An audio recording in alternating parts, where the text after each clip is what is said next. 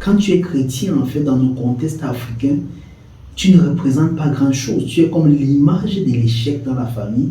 Tu es comme l'expression de la mendicité. Tu es en fait comme un échantillon de ce qu'il ne faut pas copier. Tu veux réussir dans les affaires. Ton mentor, c'est un prophète, c'est un apôtre, c'est un pasteur. Je ne comprends pas le lien, en fait. C'est-à-dire, s'il est uniquement pasteur, il comprend quoi des lois des affaires? Il comprend quoi de la science de la création des richesses? Si tu veux échouer, sois chrétien. Nous allons donner 4 raisons pour lesquelles les personnes échouent en tant que chrétiens.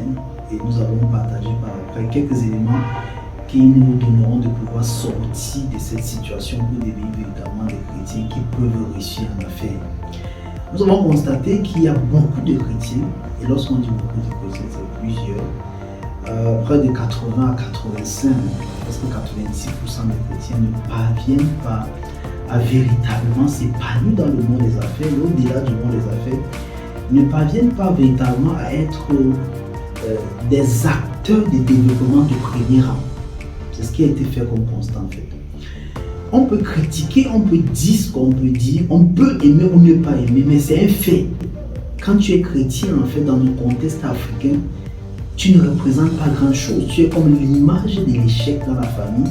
Tu es comme l'expression de la mendicité. Tu es en fait comme un échantillon de ce qu'il ne faut pas copier. Et tout ça pourquoi en fait? Tout ça pour quelques éléments simples pour moi en fait. Premier élément, je trouve en fait que l'héritage colonial dans le plan de la chrétienté n'a pas été quelque chose qui a joué à notre faveur. Parce que dans l'héritage colonial en fait, on nous a enseigné que heureux les pauvres en esprit. On essaie de dématérialiser la chrétienté. On essaie d'enlever la vie sur la terre de la chrétienté. Et vous savez très bien en fait que si on n'a plus une vie sur la terre, on n'est même plus chrétien, puisque c'est sur la terre que la vie est importante. C'est sur la terre qu'on exprime, qu'on manifeste nos talents, nos potentiels, nos destins, nos visions, nos rêves. C'est sur la terre on est vers au ciel. C'est sur la terre qu'on vit tout cela. Donc au moment où on nous dématérialise, au moment où on nous déconnecte totalement, au moment où on crée un discours chrétien qui te détache de tout ce qui est de l'impact de la vie sur la terre, tu deviens en fait un chrétien totalement inutile. La deuxième chose en fait qu'on peut clairement exprimer en fait c'est ce que je peux appeler en fait la peur. La peur, la peur. Les chrétiens ont tellement peur. Les chrétiens ont tellement peur qu'ils pensent que tout ce qui est grand est le fruit de l'ennemi dans l'esprit. Ils ont tellement peur, trop de peur. Je ne sais pas pourquoi, mais trop de peur, trop de peur. À chaque fois que tu demandes à un chrétien d'investir quelque part, la peur totale. À chaque fois qu'il doit porter un projet qui doit être une valeur ajoutée pour la société, la peur. Directement la peur en fait. Autre élément en fait qu'on peut indiquer, la doctrine en fait. C'est-à-dire, il y a l'héritage communal quelque chose, mais il y a la doctrine d'une chose. Cette doctrine veut dire quoi en fait? Cette doctrine est ce que j'appelle la doctrine de l'attente du Seigneur. C'est-à-dire, les gens essaient de tout mélanger et ne parviennent plus à être des personnes qui prennent la responsabilité de leur destin entre les mains. C'est-à-dire, une doctrine qui voudrait que tout ce que nous vivons est à cause de Dieu.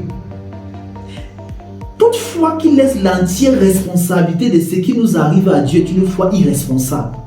Et cette doctrine voudra en fait que si je suis pauvre, c'est Dieu, si je suis riche, c'est Dieu, si je ne mange pas, c'est Dieu, si mon mariage ne réussit pas, c'est Dieu, si mes enfants sont têtus, c'est Dieu.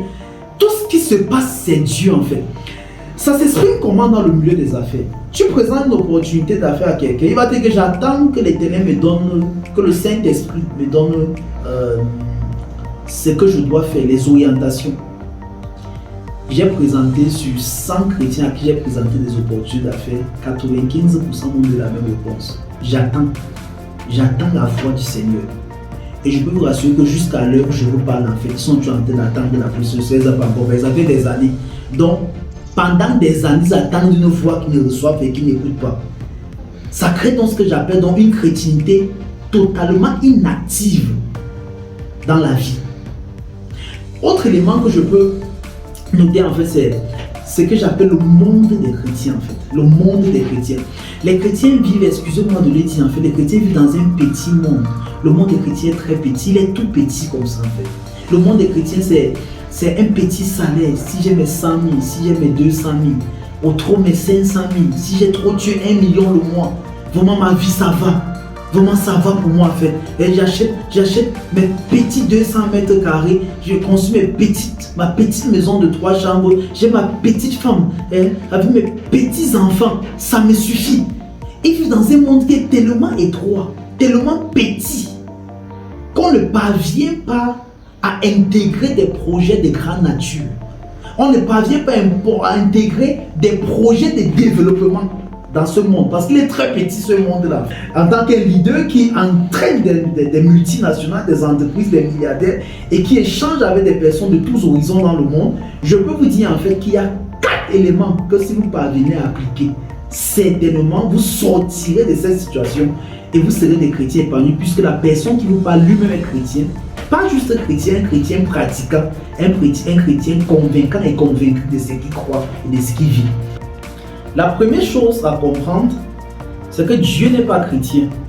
C'est très capital de le comprendre quand on se dit qu'on veut réussir dans la vie. Ce qui sort de Dieu est universel. Ce qui sort de Dieu n'est pas sectaire. Ce qui sort de Dieu n'est pas pour une poignée de personnes. Ce qui sort de Dieu devient un principe, devient une loi et qui est universelle, qui s'applique sur toute personne qui l'applique. La deuxième chose, le succès est basé sur les principes et les lois. Le succès n'est pas basé sur les émotions. Et quand je dis le succès est basé sur les principes et les lois, c'est très important en fait de comprendre que chaque principe couvre un champ de domaine dans la vie. Ça signifie quoi par exemple? Quand quelqu'un veut avoir un enfant, il s'accouple avec une femme. Si c'est un homme, il s'accouple avec une femme pour avoir l'enfant. Ça c'est le principe de la reproduction. Maintenant, donc, si tu es en train de te reproduire, ce n'est pas un principe, tu es en train de créer la richesse, tu es en train de créer les enfants. Beaucoup de gens confondent les choses dans la chrétienté. La prière ne remplace pas le travail. C'est un principe. Le jeûne ne remplace pas le fait d'aller au marché vendre ce que tu as créé. C'est un principe. Et donner les dîmes et les offrandes ne remplace pas le fait que tu dois travailler comme un fou pour devenir un homme à succès. C'est un principe. Donc les personnes veulent en fait appliquer le principe de l'église pour couvrir tous les principes de la vie. Non, c'est pas possible. Quand tu jeûnes, tu es pas en train de couvrir tous les principes de la vie et le jeûne. Quand tu pries, tu es pas en train de couvrir tous les principes de la vie et la prière. La prière n'est qu'un principe que tu es en train d'appliquer, qui va te donner ce dont tu as besoin en tant qu'un prieur, mais qui ne viendra jamais t'amener à avoir une vie du sommet, parce que le succès repose uniquement sur les principes et sur les lois. La troisième chose qu'il faudra comprendre et qui est impérative en fait, toute personne qui veut réussir en tant qu'un chrétien doit chercher un environnement qui le challenge. S'il vous plaît, ne me dis jamais que tu es appelé à la gloire, ne me dis jamais que tu es appelé à l'impact, ne me dis jamais que tu es appelé à tout ce qu'on peut imaginer et être incapable, et je dis bien être incapable de trouver un environnement qui va te challenger. Ça ne marche pas. Si tu es un chrétien, tu veux réussir dans la vie, tu dois chercher un environnement qui te challenge. 3. Apprendre à bien s'entourer. Apprendre à bien s'entourer. Il y a des chrétiens qui ont très bien réussi en affaires. Nous avons des chrétiens qui sont des milliardaires, qui gèrent des grandes compagnies ici, dont nous connaissons les noms en fait.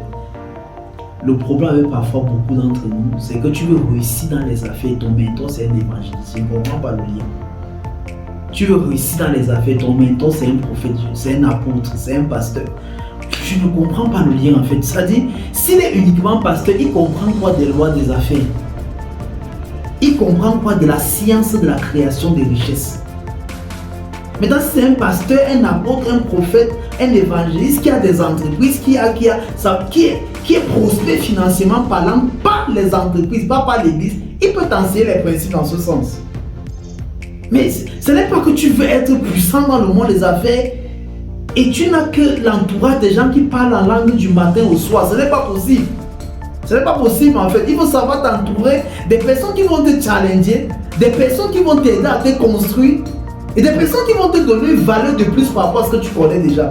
Et le dernier point qui est le point le plus important des solutions en fait et qui va conclure tes vidéos, il faut changer l'image que tu as de Dieu dans ton esprit. Le Dieu qui est dans ton esprit actuellement ne peut rien t'apporter. Le Dieu que tu as dans ton esprit actuellement ne peut pas changer ta vie. Le Dieu que tu as dans ton esprit actuellement, le Dieu des orphelins, des pauvres, des veuves, vraiment des misérables, des malades, tout ça, c'est bon, tout ça c'est Dieu, mais ce n'est pas seulement Dieu en fait avant. Il y a le Dieu des chefs d'État, il y a le Dieu des milliardaires, il y a le Dieu des ministres, il y a le Dieu des directeurs, il y a le Dieu des sommets, il y a le Dieu des hauteurs. C'est pourquoi je dis en fait, si tu es un chrétien et que ta vie se base totalement sur une philosophie abstraite de la vie, tu ne pourras jamais être un chrétien effectif sur la terre. Si ta chrétienté te donne de confesser pendant 30 ans que je suis la tête et non la queue, je suis la tête et non la queue, et que sur la terre, ta position est en descendant même de la queue, tu ne pourras jamais devenir autre chose que ce qui est la médiocrité et ce qui est ce que personne ne veut reproduire dans son existence. Donc tu dois changer l'image que tu as de Dieu. Tu dois changer le standard que tu as de Dieu. Tu dois changer le potentiel que tu as de Dieu dans ton esprit. Tu dois changer cela. Ton paradigme doit filmer une autre image de Dieu. Doit accepter une autre image de Dieu. Vous ne pouvez pas dire en tant que chrétien que c'est en lui, c'est par lui et c'est pour lui que toutes choses existent et subsistent. On n'a pas dit certaines choses. On a dit toutes choses existent et subsistent. Et ne pas être capable de croire en fait que dans toute affaire dans laquelle je me lance, celui par qui toute chose existe et subsiste est capable de me donner la capacité et l'approvisionnement nécessaire pour accomplir ce que je dois accomplir. C'est-à-dire qu'il faut changer l'image que tu as de ce Dieu en fait. Je crois sincèrement qu'il est possible de réussir en tant que chrétien, mais je suis aussi convaincu que si tu n'appliques pas ce que j'ai dit dans cette vidéo, tu seras l'image de ce qu'il ne faut pas être en tant que chrétien sur la terre. Parmi ces points, quel est le point qui t'a le plus intéressé? Partage avec moi ce point en commentaire. Et si cette vidéo t'a inspiré, si cette vidéo t'a poussé à pouvoir prendre un engagement, à pouvoir agir, à pouvoir prendre la décision d'aller à un autre niveau dans ta vie, n'oublie pas de liker, de partager, de commenter la page et de recommander la page à plusieurs autres personnes. En fait, que ces personnes soient aussi nourries par tout ce que nous apportons dans cette communauté. À la prochaine.